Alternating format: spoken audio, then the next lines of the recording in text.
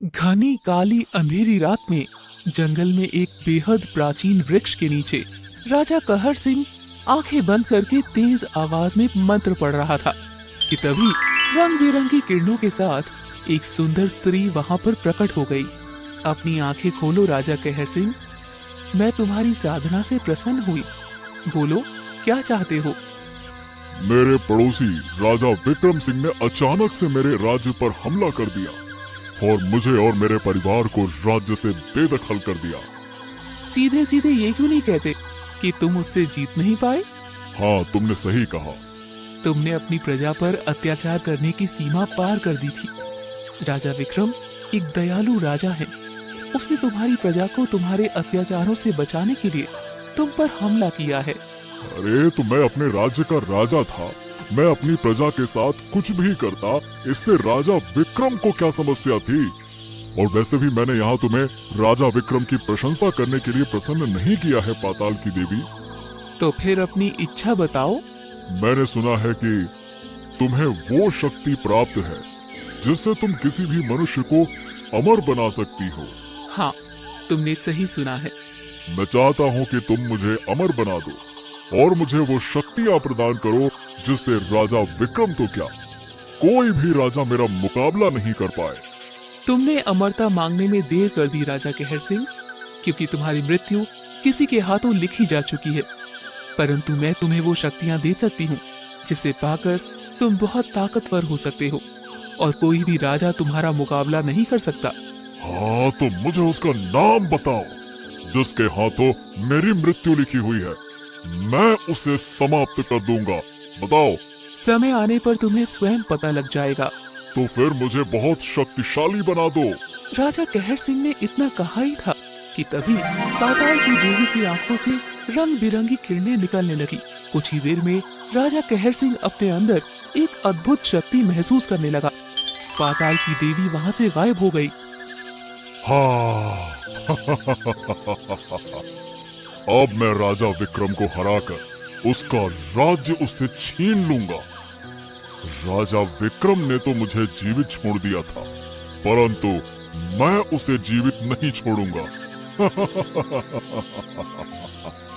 अगले दिन राजा कहर सिंह ने अपने बचे हुए सैनिकों को लेकर राजा विक्रम सिंह के महल पर धावा बोल दिया।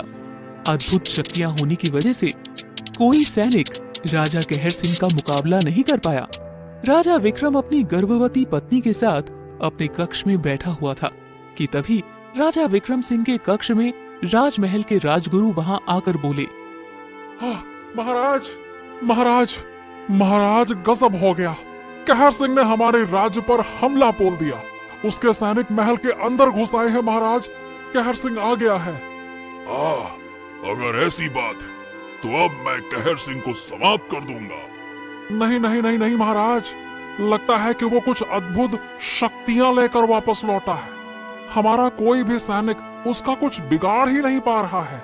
आपकी और आपकी पत्नी यानी कि महारानी की जान खतरे में है। आपको तुरंत महल से बाहर निकलना होगा महाराज। नहीं राजगुरु, नहीं। मैं एक राजा हूँ और मैं डर कर भागूंगा नहीं। हाँ, आप मेरी पत्नी को गुप्त द्वार से सुरक्षित निकालकर यहाँ से बाहर ले जाइए और उसका ख्याल रखिएगा। मैं देखता हूँ इस कहर सिंह को। ठीक है महाराज, चिंता मत कीजिए, मैं महारानी को कुछ नहीं होने दूंगा। राजगुरु राजा विक्रम सिंह की पत्नी रानी रुक्मणी को महल के गुप्त द्वार से महल से बाहर की ओर ले गए। राजा विक्रम सिंह अपनी तलवार निकालकर राजा कहर सिंह के सामने आ खड़ा हुआ। राजा विक्रम, अब तुम मुझसे मुकाबला नहीं कर सकते। वाह! इतना बोलकर कहर सिंह ने तलवार से सीधे राजा विक्रम के ऊपर वार कर दिया और राजा विक्रम वहीं पर ढेर हो गया। राजा विक्रम के मरते ही राजा कहर सिंह चिल्लाते हुए बोला, अब राजा विक्रम के राज्य का मैं नया राजा हूँ। मैं राजा विक्रम की प्रजा को ऐसा सबक सिखाऊंगा कि आने वाली 7 पीढ़ियां मुझे याद रखेंगी।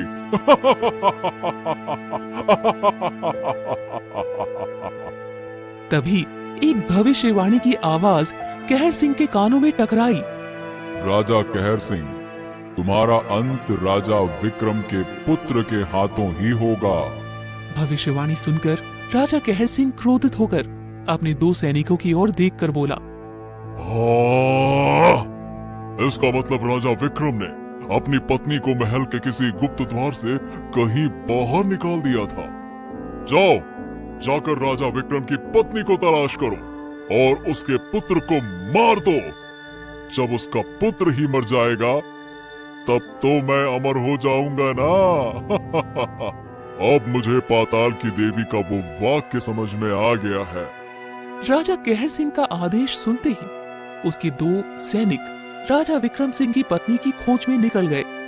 इधर राजगुरु रानी रुक्मणी को लेकर अपने प्रिय मित्र और राजा विक्रम के वफादार कन्हैया के घर पर पहुंच गए।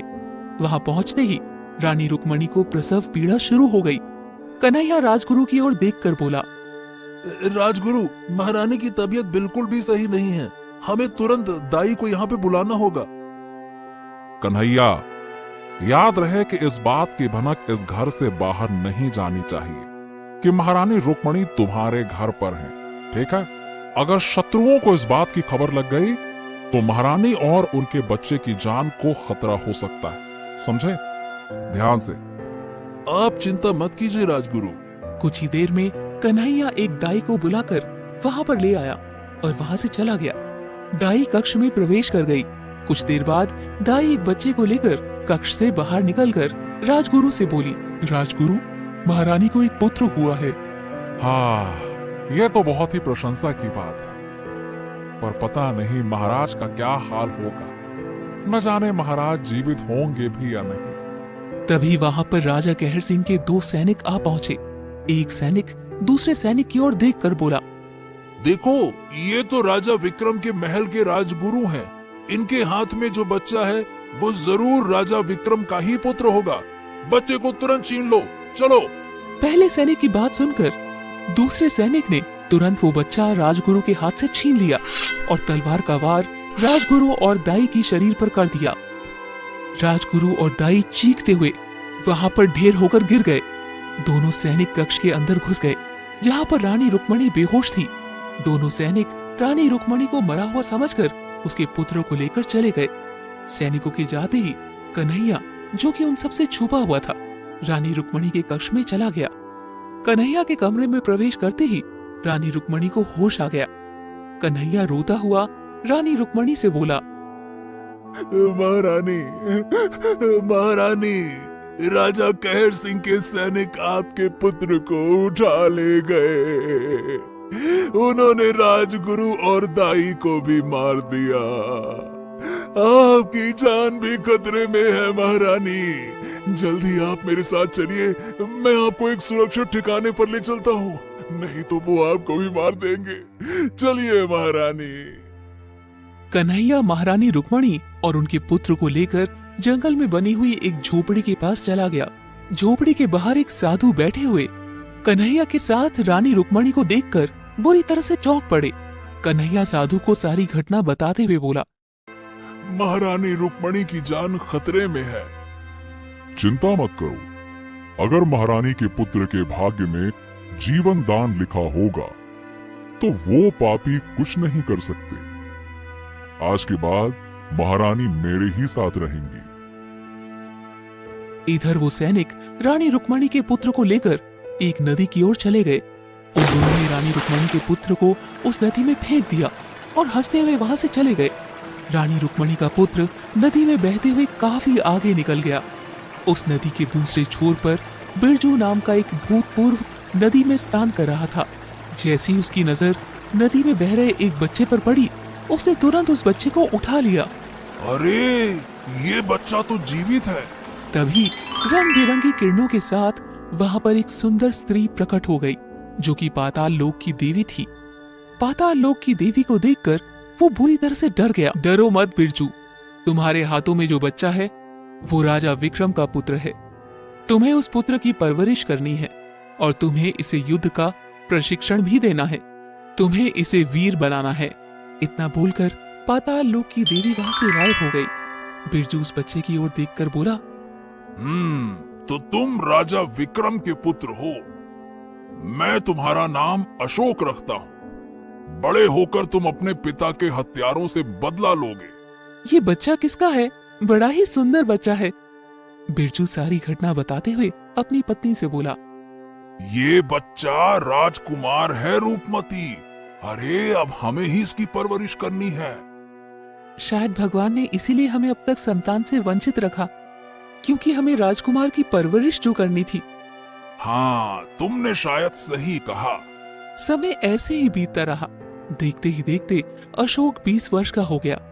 एक दिन अशोक गहरी नींद में था कि अचानक वो चौंक कर उठ बैठा। अपने अशोक को चौंकता हुआ देख रूपमती उससे बोली, क्या हुआ बेटा, तुम चौंक क्यों गए? माँ, मुझे हमेशा से एक सपना आता है जिसमें एक बूढ़ी औरत मुझे बेटा बेटा कह के बुलाती है। आखिर ये सपना मुझे बार बार क्यों आता है? अशोक की बात सुनकर रूपमती पूरी तरह से चौंक पड़ी और मुस्कुराते हुए बोली, सपने तो सपने होते हैं, इसमें इतना सोचने की क्या बात है? नहीं माँ, मेरा मन कहता है कि इस सपने से जरूर मेरा कोई गहरा संबंध है। इतना बोलकर अशोक घर से बाहर चला गया। शाम को बिरजू घर पर आया तो रूपमती सारी घटना बताते हुए बोली, अशोक को ये सपना बार बार क्यों आता है? हाँ, लगता है कि अशोक को सब कुछ बताने का समय अब आ चुका है रूपमती। तुम हमें नदी में बहते हुए मिले थे बेटा। तुम्हारी माँ बता रही थी कि तुम्हें यही सपना बार बार आता है। हाँ पिताजी। बेटा, मुझे लगता है कि तुम्हारे सपने का तुम्हारे जीवन से कोई गहरा संबंध है। मैंने तुम्हें प्रशिक्षण देकर इतना वीर बना दिया है कि 100 सैनिक भी मिलकर तुम्हारा मुकाबला नहीं कर सकते। परंतु तुम्हें अपने सपने का रहस्य जानने के लिए यहां से कुछ दूर जाना होगा, जहां एक वृक्ष के नीचे साधु महाराज बैठते हैं, जिनके पास हर समस्या का हल होता है। बिरजू की बात सुनकर अशोक उदास होकर बोला, पिताजी, भले ही मैं एक राजकुमार हूँ, परंतु मेरी परवरिश आपने और माँ ने की है। मेरे लिए माता पिता आप ही रहेंगे। आशीर्वाद दीजिए। इतना बोलकर अशोक वहां से बाहर चला गया और सीधा उस वृक्ष के नजदीक पहुंच गया जहां पर एक साधु बैठे हुए थे। अशोक उस साधु को देखकर सारी घटना बताते हुए बोला, मुझे आज ही पता चला है कि मैं अपने पिता की असली संतान नहीं हूँ और कुछ समय से ये सपना मुझे बार बार परेशान कर रहा है। क्योंकि तुम्हारा जन्म राजा कहर सिंह को मारने के लिए हुआ है और अपनी प्रजा को उसके कहर से बचाने के लिए। परंतु तुम्हें उसके लिए सबसे पहले अपनी मां को ढूंढना होगा और अपनी मां को ढूंढने के लिए तुम्हें सबसे पहले एक जादुई शीशे को तलाशना होगा। उसी जादुई शीशे की मदद से तुम अपनी मां तक पहुंचोगे और उस जादुई शीशे की मदद से ही तुम राजा कहर सिंह का अंत कर पाओगे। लेकिन महाराज, मुझे वो जादुई शीशा मिलेगा कहाँ? सोने के तालाब के पास तुम्हें उस जादुई शीशे को स्वयं तलाशना होगा। यहाँ से कुछ दूर घने जंगल में वो सोने का तालाब बहता है। तुम्हें उस सोने के तालाब को पार करना होगा। मैं केवल तुम्हें उस जंगल में पहुंचा सकता हूँ, बस। इतना बोलकर साधु मंत्र पढ़ने लगे जहां पर एक सोने का तालाब बह रहा था। हाँ, साधु महाराज ने कहा था कि मुझे सोने के तालाब को पार करना होगा। तभी अशोक को सोने के तालाब में एक नाव नजर आई। अशोक तुरंत उस नाव में बैठ गया और नाव को चलाने लगा। तभी अशोक की नाव पलट गई और अशोक सोने की नदी में गिरकर बेहोश हो गया। कुछ देर बाद जब उसकी आंख खुली तो उसने अपने आप को एक सुंदर महल में पाया। अशोक तुरंत चौंक कर उठकर बैठ गया। अब ये मैं कहाँ आ गया? मैं तो नाव के पलटने के बाद ही बेहोश हो गया था। अचानक इस महल के अंदर कैसे आ गया? तभी वहां पर एक सुंदर स्त्री आ गई और अशोक की ओर देखकर बोली, तुम मेरे ही कारण यहाँ पर कैद हो। तुम इस सोने के तालाब के पास क्या करने आए थे और तुम नाव से कहाँ जा रहे हो? मुझे एक जादुई शीशा चाहिए। इतना बोलकर अशोक उस सुंदर स्त्री को सारी घटना बताते हुए बोला, पहले वो जादुई शीशा मेरे पास था, लेकिन अब वो राक्षस के पास है। राक्षस? मैं तुम्हारी बात का मतलब नहीं समझा। मेरा नाम चित्रा है। मैं सोने के तालाब के नीचे जादुई नगरी की राजकुमारी हूँ। कुछ समय पहले वो जादुई शीशा हमारा हुआ करता था, मगर एक दिन एक राक्षस वो जादुई शीशा छीन कर ले गया। कुछ समय बाद वो सोने की नदी के नीचे रहने वाले नागरिकों की हत्या करने लगा।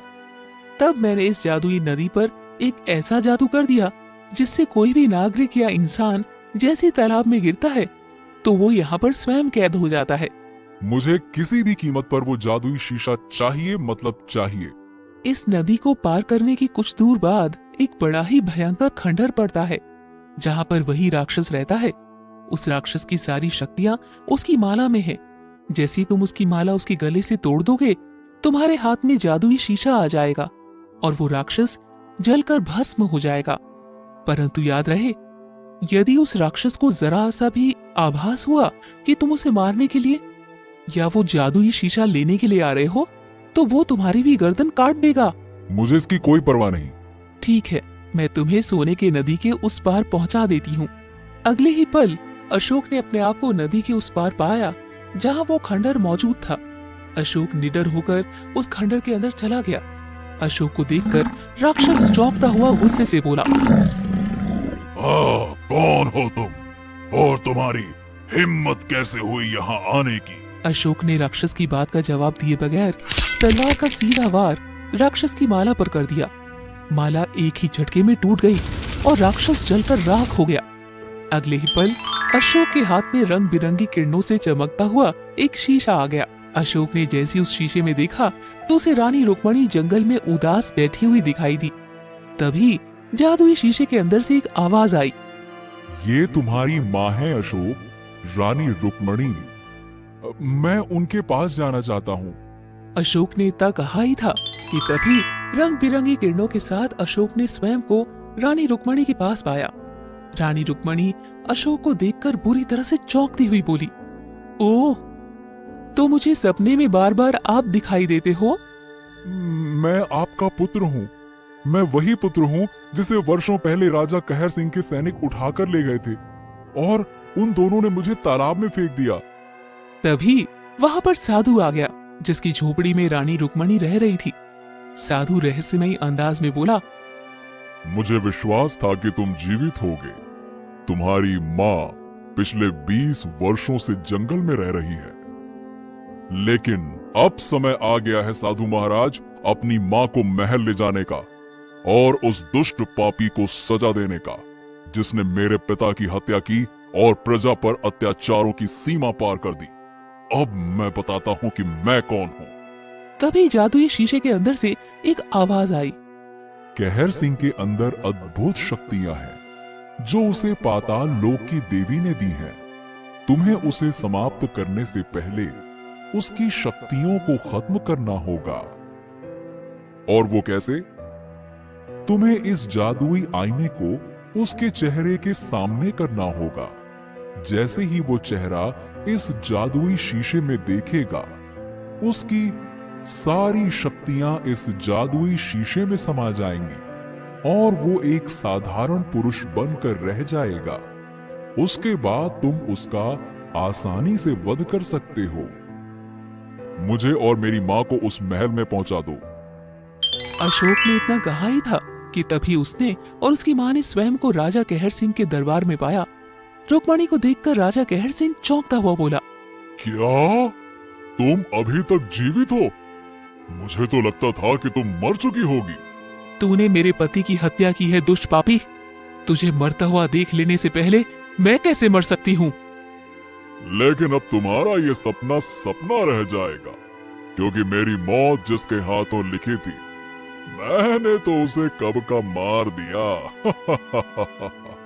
तेरे पति को मारने के बाद एक भविष्यवाणी हुई थी जिसमें मुझसे कहा गया था कि मेरी मौत तेरे पुत्र के हाथों होगी, और मैंने तो तेरे पुत्र को मार दिया और भविष्यवाणी को गलत कर दिया। कौन मारेगा मुझे? बोल। नहीं, मेरा बेटा जीवित है और तेरे सामने है। रुक्मणी की बात सुनकर कहर सिंह बुरी तरह से चौंक पड़ा और अशोक की ओर देखने लगा। तभी अशोक ने वो जादुई शीशा राजा कहर सिंह के सामने कर दिया। अगले ही पल राजा कहर सिंह अपने आप को बहुत ही कमजोर महसूस करने लगा। तभी अशोक ने तलवार का एक सीधा वार राजा कहर सिंह के ऊपर कर दिया। कहर सिंह घायल होकर गिर पड़ा। तभी वहां पर पाताल लोक की देवी प्रकट होकर कहर सिंह की ओर देखकर बोली, जिसकी मृत्यु जिसके हाथों लिखी होती है वो होकर रहती है, मगर अफसोस तू इस बात को नहीं समझ पाया। इतना बोलकर पाताल लोक की देवी वहां से गायब हो गई और कहर सिंह के शरीर में आग लग गई और वो जलकर राख हो गया। अशोक ने अपने पिता के हत्यारे से बदला ले लिया और वो अपने राज्य का राजा बन गया।